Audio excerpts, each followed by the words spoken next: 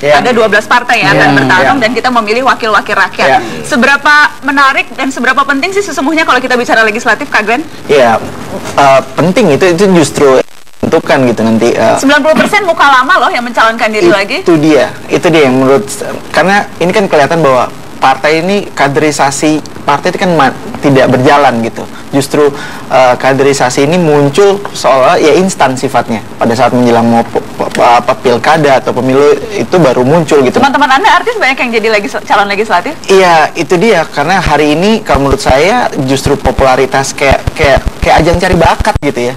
Kayak saya melihatnya seperti demikian. Atau gitu. pertanyaannya Anda sendiri mencalonkan? Saya tidak, Pak Bria. Tidak atau belum?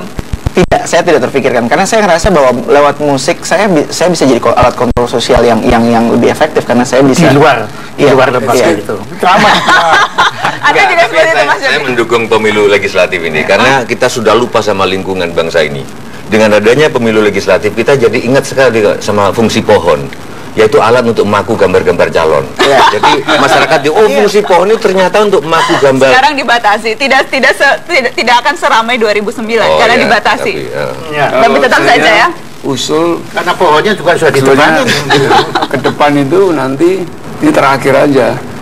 Karena negara ini kan ada 4 pilar kebangsaan: Pancasila, Bhinneka Tunggal Ika, NKRI, dan Undang-Undang Dasar 45. Dan harus diperkuat oleh presidential system yang bagus. Untuk itu, pemilihan presiden di depan dulu. Harus di awal. Harus di awal, baru... Tidak perlu presiden didukung oleh partai politik yang enggak, setelah itu baru parlemen. Kalau enggak kayak parlementer, ini ya presidential itu jadi banci. Jadi makanya kalau ada yang gampang-gampang ini ya karena sistemnya seperti ini.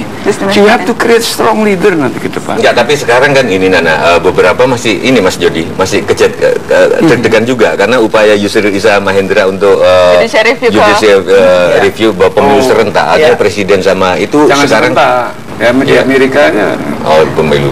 Tapi kalau itu berhasil, yang jelas akan lebih banyak lagi orang yang bisa mencalonkan diri menjadi presiden. Apakah itu bagus? Semakin banyak pilihan semakin bagus, Pak Jaya? Ya, oke. Ya, silakan kalau ada yang nekat, ya, ini tergantung Jokowi. Ya, kalau Jokowi maju ya saya. Oke, saya tantang sekarang. Kalau memang Jokowi jadi presiden, habis itu kita rajakan. Karena saya termasuk orang yang tidak percaya pada demokrasi. Demokrasi itu klinik, demokrasi itu bullshit. Ya. Jokowi maju, habis itu jadi raja. Sistem habis itu sistem monarki konstitusional. Enggak, tetap demokrasi jadi raja. Itu klinik. Dari mana argumennya demokrasi itu klinik? Kita nggak boleh mengklinikkan keris. Saya heran sama ahli-ahli survei termasuk Yunarto Wijaya dan lain-lain itu, termasuk Burhan Mutadi, Denny J.A. Kita ilmiah, keris diklinikan, mengunjungi makam diklinikan. Demokrasi itu klinik. Bagaimana sebuah kebenaran ditentukan oleh benarnya orang banyak? Kebenaran ditentukan oleh para ahli. Yang memilih ahli itu siapa? Yang memilih ahli itu lembaga-lembaga institusional ya lembaga pendidikan. Dari situ orang bisa jadi ahli jembatan, ahli tata kota. Nggak bisa kebenaran, kita bikin jembatan yuk, tanya ke masyarakat. Berarti Mbak Tejo itu tidak percaya pada kemampuan rakyat untuk memilih. Berarti rakyat tuh suaranya nggak penting.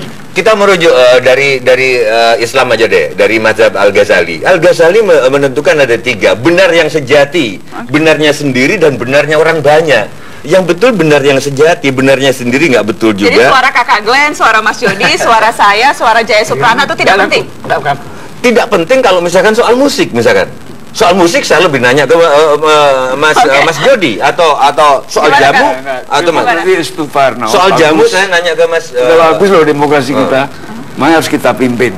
Maksudnya, mungkin raja Anda itu kalau di saya, ilmiah saya, guided demokrasi. Demokrasi dilakukan terpimpin, tapi sesuai dengan tantangan digital. Zaman Soekarno masih zaman analog kan. Oke, Nana, sorry.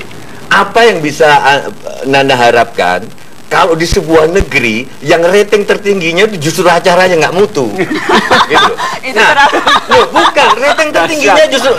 Nah itu massa memang begitu. Nah, demokrasi mengajarkan pendapat pada massa. Gimana Cina sudah sampai ke bulan? Jadi nggak perlu pemilu. Ini berarti bukan pemilu ini untuk menentukan presiden, bilang Jokowi jadi raja, habis itu nyari perdana menteri. Anda ya benernya juga satu hal itu. Dulu kita di sekolah di Amerika dibilang hanya dengan sistem demokrasi. akan menjadi seperti ini makmurnya di Amerika. Tapi ternyata sekarang Amerika pinjam duit dari China. US Treasury bond 1.4 billion now. Tanpa demokrasi. Oke, saya mau lempar ke Kakak Glenn. Gimana Kak? 1.4 trillion. Menurut aku sih, ya menarik juga pendapat dari Mas Jiwo. Tapi lo harus menarik. Sorry, aku potong. Begitu lahir, seluruh Brunei itu milik Hassan al-Bolkiah. Jadi dia nggak perlu nambah kekayaan. Di dalam demokrasi, kere bisa jadi pemimpin. Nah, ini yang akan nambah kekayaan. Gimana Kak Glenn? Tapi menurut aku ya kita harus kembali kepada founding fathers-nya kita gitu Mas Jiwo. Karena hari ini jujur, gap antara generasi itu jauh sekali gitu yang terjadi. Hari ini gap generasi yang mereka udah nggak peduli tentang Indonesia hari ini, maksudnya pemimpin, siapa yang memimpin itu mesti dipikirkan karena mereka adalah pemimpin ke depan gitu. Dan menurut aku suara mereka juga menjadi penting. Suara anak muda itu menjadi penting. Dan gitu. Kelas menengah kita makin lama makin banyak. Dan menurut saya ini yang perlu disambung gitu. Pemikiran Mas Jiwo, pemikiran banyak orang. Itu sebabnya rekonstruksi Indonesia itu harus dimulai dengan jalan memang bagaimana saya yakin Soekarno itu memulai memikirkan Indonesia ke depan itu dengan jalan diplomasi kebudayaan itu sudah dipikirkan duluan gitu. Contoh saya bisa bilang demikian kenapa? Karena 5 tahun setelah Indonesia merdeka itu ada studio pertama namanya Lokananta. Yang which is di situ ada begitu banyak identitas kita gitu. Dan ini permasalahan kita hari ini. Kita berpikir secara politis masyarakat dipikir di bawah situ, tapi identitas itu ditinggalkan gitu. Jati diri. Jati diri. Saya terpaksa bela murid saya, dia kasihan dari tadi dia selalu diragukan. Begini, tanggal 3 Desember yang lalu, Presiden SBY datang ke Trowulan. Kemana? Trowulan. Trowulan itu adalah prasasti bangsa Nusantara, bukan hanya Indonesia, bangsa Nusantara. Ya, kejayaan kita terbukti dalam sejarah adalah di zaman Majapahit. Anda bayangkan armada waktu Inggris pada waktu itu, kapalnya saya baru bisa menumpang kira-kira 90 orang sudah menganggap hebat. Di sini sudah ratusan Majapahit. Ya. Dan negara kita betul-betul gemah ripah loh Jinawi dan segalanya itu dia. Karena apa? Sistemnya bukan demokrasi, bukan monarki. Ya, sistemnya adalah Nusantara. Yaitu ada seorang yang disebut raja. Saya tidak tahu Hayam Wuruk waktu itu disebut apa. Mungkin bukan raja sebutannya kan. Sebab pada waktu sebutan nggak penting. Tapi yang penting Hayam Wuruk raja, Gajah Mada Perdana Menteri. Itu yang sebetulnya harus kita tuju sekarang. Saya itu kasihan kepada Gus Dur, ya, kasihan kepada Mbak Mega, termasuk saya pun kasihan kepada. Jadi kasihan pada Glenn loh, dia pembela Gus Dur Nur Wahid loh. Kasihan kan namanya bela kan, dia kasihan kenapa? Karena beliau harus menangani negara ini sebagai representatif sekaligus sebagai manajer. Saya di perusahaan saya yang kecil saja, saya representatif, tapi yang manage ada orang lain. Yang mampu akuntansi, yang mampu ilmu. Kalau di Anda pemerintah. kasihan sama SBY tidak sekarang? Kan saya bilang Tadi kasihannya cuma sama Gus Dur dan Mega, tidak sebut SBY, makanya saya tanya. Saya tadi sebetulnya nyebut SBY dipotong sama dia. Saya kasihan.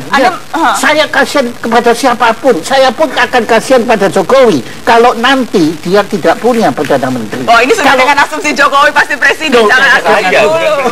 Kalau saya kan panukan andai kata, andai kata itu. Jadi memang beliau ini mari kita kembali kepada kebudayaan kita. Jati diri bangsa kita ini bukan Amerika, bukan Jerman, bukan Cina, bukan Jepang, tapi Nusantara. Nanti andai kata itu betul-betul ada yang terpilih, monggo ya kita dukung dia supaya jadi raja atau apa ya Ini istilahnya. gawat kalau kesimpulan Mata Najwa mendukung jadi raja, ini gawat.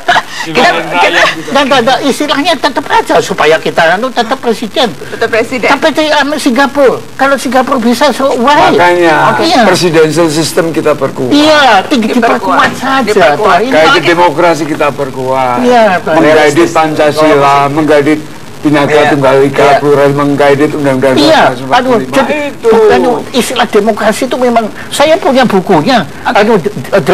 The worst export from United States. Gimana kalau kita ganti kata demokrasi dengan gotong royong? Why not? Why not? Boleh, ya untuk Itu sesuai jalan diri ya. lebih bahasanya tidak ke barat-baratan. Gotong royong. Iya, Iya. demokrasinya demokrasi bilangin. lucunya demokrasi. Ya habis demokrasi dari tadi kan permasalahan ini kan masalah sentence. Ada yang gitu. bilang klinik, ada Iya. yang bilang. Jadi buat yang aku bilang ya klinik, Mas. sederhana gitu. Kalau hari ini aku sih realistis aja, Najwa. Hari ini masyarakat ada pada beban yang sangat. Kita bicara Indonesia Timur, Barat, Tengah. Permasalahan yang semua tersentral di Jawa, di Barat gitu. Bagaimana dengan masyarakat di Indonesia Timur? Bagaimana dengan masyarakat yang jujur buat saya kalau bicara rekonstruksi sejarah kembali bahwa banyak sekali hal-hal yang belum jelas masalah sejarah, pelurusan sejarah di bangsa Iya, ini. tahu itu. Legacy yang terbesar